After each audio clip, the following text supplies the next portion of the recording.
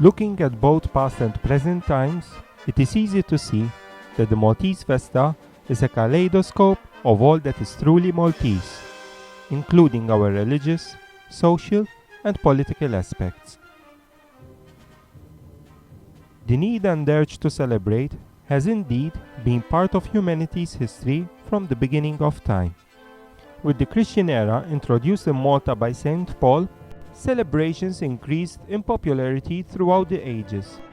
The arrival of the Knights of St. John in Malta took place during the earlier part of the 17th century, and the Knights soon accepted the local festive celebrations, which became an important aspect of their life too.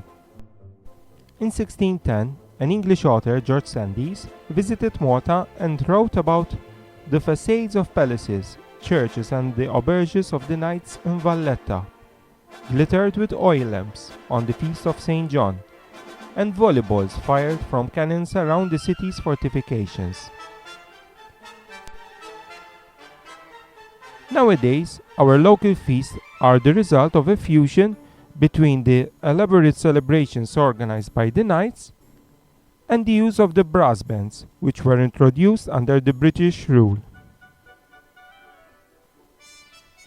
Over the centuries, the festa has evolved quite a lot. In the past, festa time meant more bread for the village poor.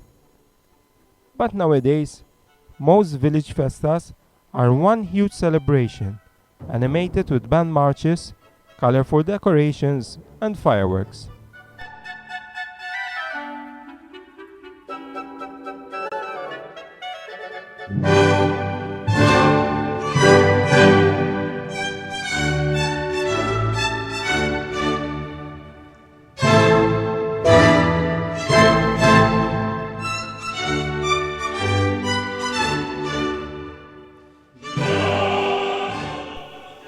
There are several aspects that make our festa so unique.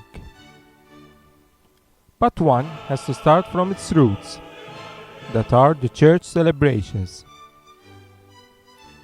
Fraternities were established around the mid-16th century, and over the centuries they took responsibility of the internal festivities in honor of the patron saint each confraternity represented respectively.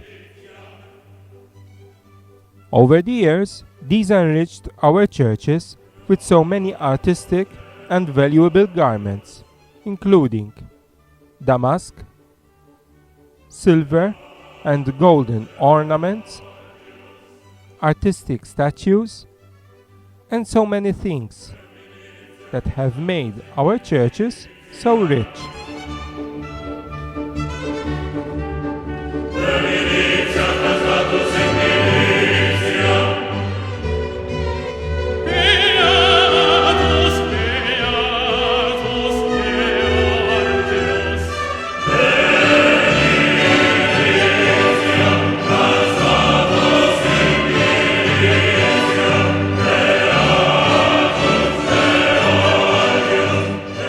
During the week of the festa, these fraternities ensure that the best music is performed during these celebrations.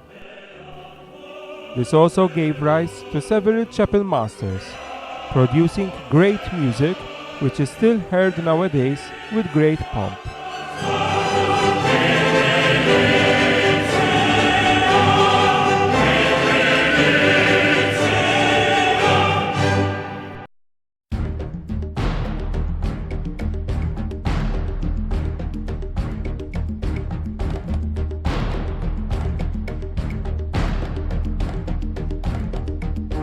The outdoor festivities are a combination of different elements that altogether make eventful and colorful celebrations.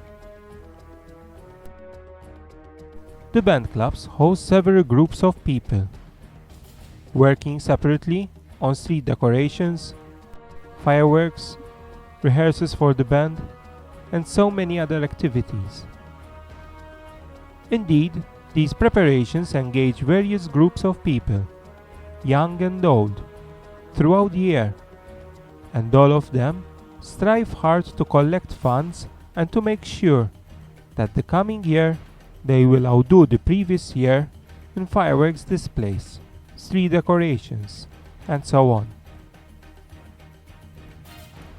This is especially true with regards to the Aqda Armar, whose members, mostly young men and women, work incessantly and with irrepressible enthusiasm to restore, enhance existing street decorations, and create new ones.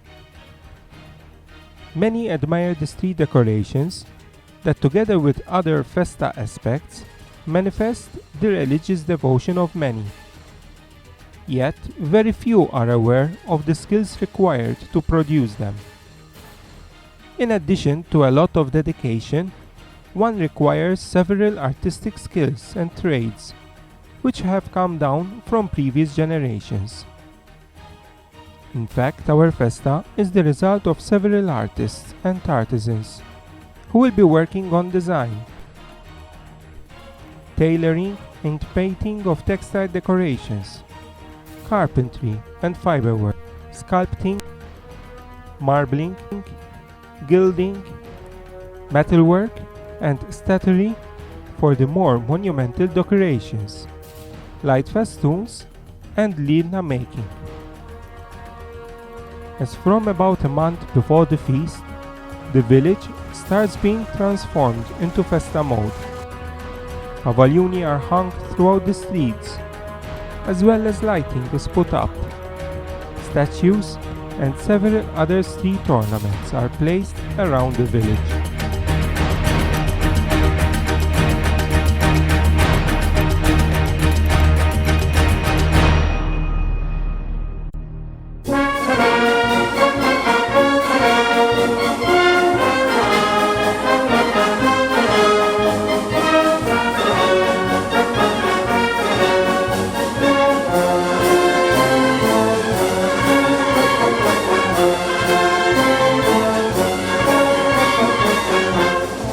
Another main ingredient in the feast is the music.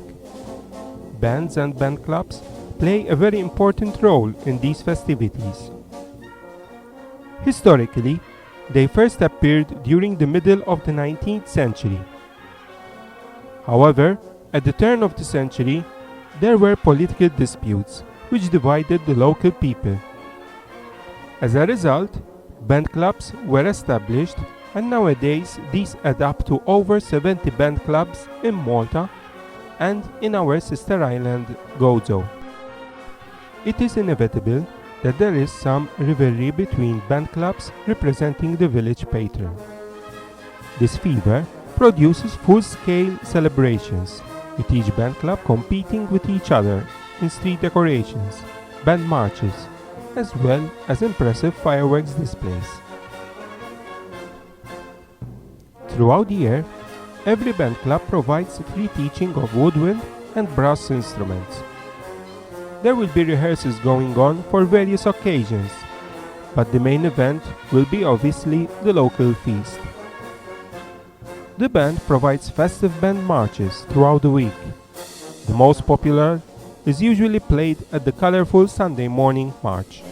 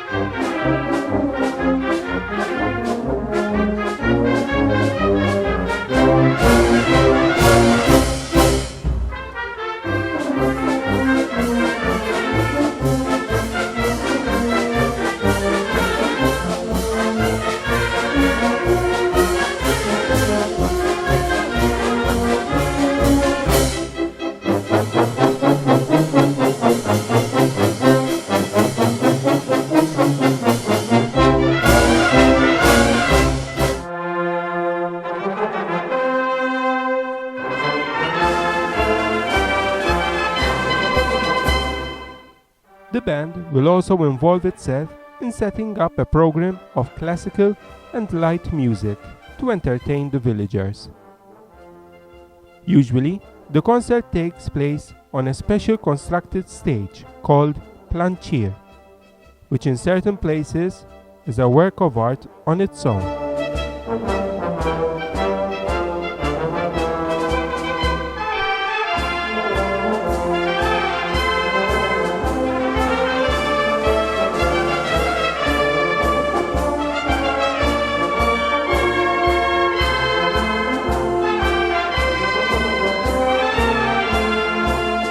The local feast is also an occasion for the whole family to reunite, especially for Sunday lunch. It is also time to meet up with old friends and to make new ones. Another speciality that can be found during the festa is the traditional Maltese nougat called ubbaid.